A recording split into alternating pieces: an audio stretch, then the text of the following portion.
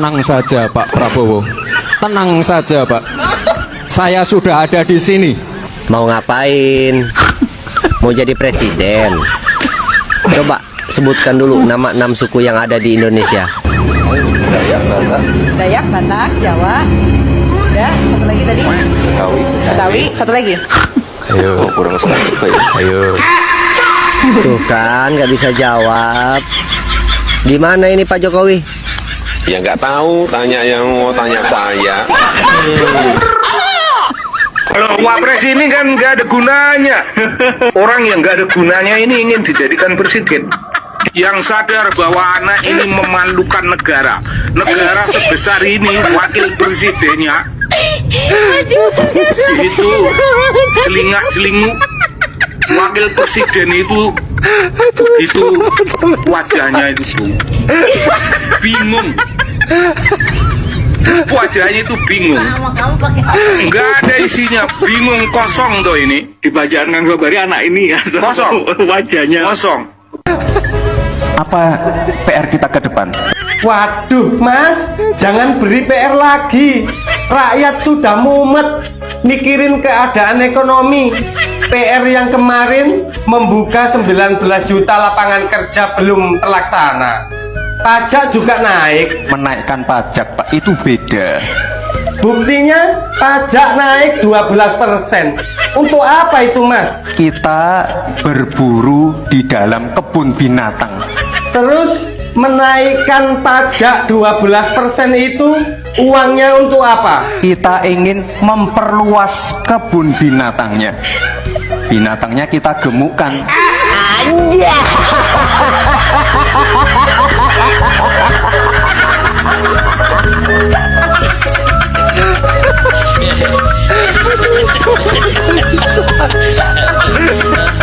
Nih, ada lagi beritanya nih tentang ijazah.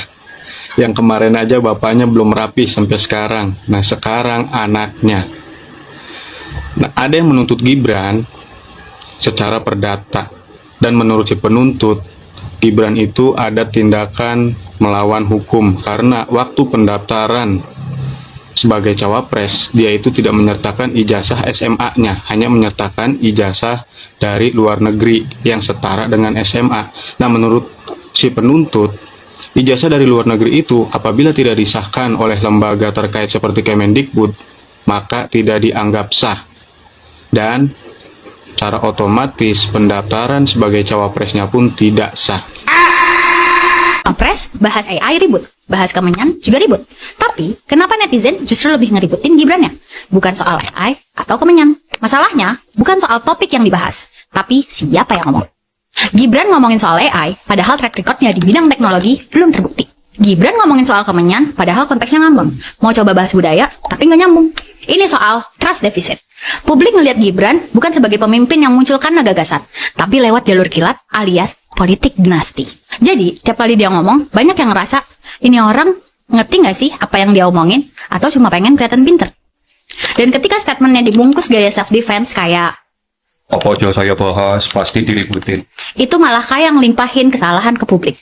Padahal ya, itu resiko nggak sih jadi pejabat publik? Disorot, dikritik, dituntut tanggung jawab. That's the job. Jadi, yang diributin publik bukan soal AI atau Kemenyan. Yang diributin publik adalah figur yang nggak bisa diandalkan, tapi pengen dianggap visioner. Karena dalam politik, kalau kamu belum punya rekam jejak yang kuat, omonganmu bukan jadi inspirasi, tapi bahan meme. Prabowo anggap Megawati lebih berguna di masa krisis dibandingkan Gibran. Pantesan akhir-akhir ini Pak Prabowo begitu dekat dengan Bu Megawati. Dan selalu AHY yang diberi tugas oleh Pak Prabowo, bukannya Gibran. Ya udahlah Pak, ganti aja kalau memang nggak berguna. Pak Gibran itu jangankan mengeluarkan kebijakan-kebijakan yang luar biasa, bahkan hanya untuk mengkomunikasikan ide dan pikirannya ke pikiran publik, itu beliau gagal. Saya mohon maaf ya, cara berbicaranya, kemampuannya dalam menarasikan ide dan sebagainya itu kurang. seringkali gugup, seringkali gagu, seringkali bahkan nampak menghindar dari pertanyaan-pertanyaan yang diajukan kepadanya dan lain sebagainya. Dan ini baru komunikasi politiknya saja, baru komunikasi publiknya saja. Kita belum berbicara soal idenya. Ketika beliau menampilkan ide-ide soal artificial intelligence, Indonesia emas tahun 2045, kemudian bahwa Indonesia itu bonus demografi dan sebagainya, tidak ada satupun di antara narasi-narasi yang ditawarkan itu adalah narasi yang mind blowing gitu, yang membuat orang berdecak kagum gitu. Jadi semuanya hampa dan hambar, seperti beliau itu adalah orang yang sedang membaca teks di depan yang disiapkan oleh timnya, kemudian dibaca begitu saja gitu. Itu penilaian saya pribadi ya. Kok bisa sampai segitunya gitu. Makanya kalau misalkan kita melihat, ya tentu saja Pak Gibran sampai sekarang banyak sekali pendukungnya. Sampai sekarang kita mengetahui bahwa Pak Gibran itu banyak sekali orang yang suka padanya. Tetapi orang yang mendukungnya dan suka padanya itu bungkam dan dibungkam karena tidak ada sesuatu yang bisa dipuji dari Pak Gibran. Itu kesulitannya tuh di situ. Nah, ya, halo teman-teman, kembali lagi bersama saya di channel ini. Nah, tentu kita sudah melihat sebuah cuplikan video yang sangat cukup menarik ya teman-teman. Nah, mari kita lihat tanggapan para netizen tentang video tersebut. Yang disampaikan di bawah ini, Jokowi termul kroni-kroninya, rektor UGM dan kroni-kroninya harus dipenjara karena sudah jelas membohongi rakyat Indonesia.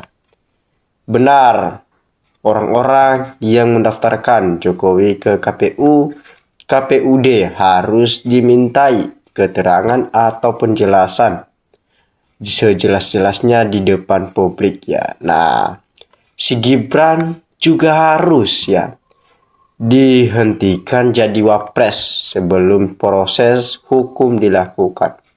Ya, KPU hingga KPU pusat wajib ditangkap abuse of power. Ya, termul masuk penjara semua biar tahu rasanya. Ya. Nah, demikian teman-teman, saatnya para termul diusir dari Indonesia, paling tidak dipenjarakan karena mereka telah membuat kekacauan dan perpecahan bangsa. Semoga yang benar tetap di jalan Allah ya. Cebloslan ya saja ke Nusa Kambangan yang telah pemalsuan ijazah Jokowi. Kapolrinya juga harus ditangkap ya. Nah, saya berharap laporan Pak Taufik datanya benar. Semoga kasus ijazah palsu selesai melalui proses hukum dan Pak Taufik duduk menang. Nah, yang penting KPK harus gerak cepat usut tuntas kasus korupsi. Ya, nah, cepat atau lambat kebohongan Jokowi dan termul akan terbongkar. RTT ilmuwan yang bisa dipertanggungjawabkan. Cepat atau lambat akan terbuka kebohongan Jokowi. Pengikutnya, jonggosnya, termulnya, mending tobat kalian melawan Tuhan karena berpihak pada iblis ya. Ya, pengacara muda yang unyu-unyu, yang selalu senyum ya, dan lagi belajar. Ngomong-ngomong, itu harus ditangkap biar tahu rasa jadi pengacara. Malah membelakan yang salah. Nah, pengacaranya juga ringkus ya, masuk penjara. Ya mantap Pak Taufik. Jokowi maju tato, mundur hancur. Semoga Pak Taufik dan tim dilindungi Allah dan dimudahkan segala urusannya. Tangkap semua termul-termul penjilat perlindung si raja bohong itu. Ya, bila Jokowi dipanggil hakim, maka tidak juga datang. Ya, rakyat Indonesia memvonis ijazah palsu dan pengacara dan pendukungnya segera dilaporkan menghalangi proses hukum. Ya, mantap, kebenaran tetap kebenaran, tidak akan tertungkar dengan kebohongan. Gulung semua para pendolim rakyat NKRI yang benar. Rakyat harus mendata, ya, termul di seluruh Indonesia untuk dimasukkan ke kandang agar tidak membuat gaduh dan berisik. Di negara ini, pemilik ternaknya akan kabur ke luar negeri. Ya, semua yang jadi termul yang dukung Jokowi seret ke hukum penjarakan, seperti PKI oleh Pak Harto dulu. Nah, ayo rakyat mulai menghadang termul-termul, jangan sampai lari. Siapkan pengadilan rakyat menunggu, ya. Terima kasih Pak Mu, Taufik, semua pengacara yang tergabung sebagai tim kuasa hukum. Ya, lanjutkan Pak sampai kebenaran sejati terungkap.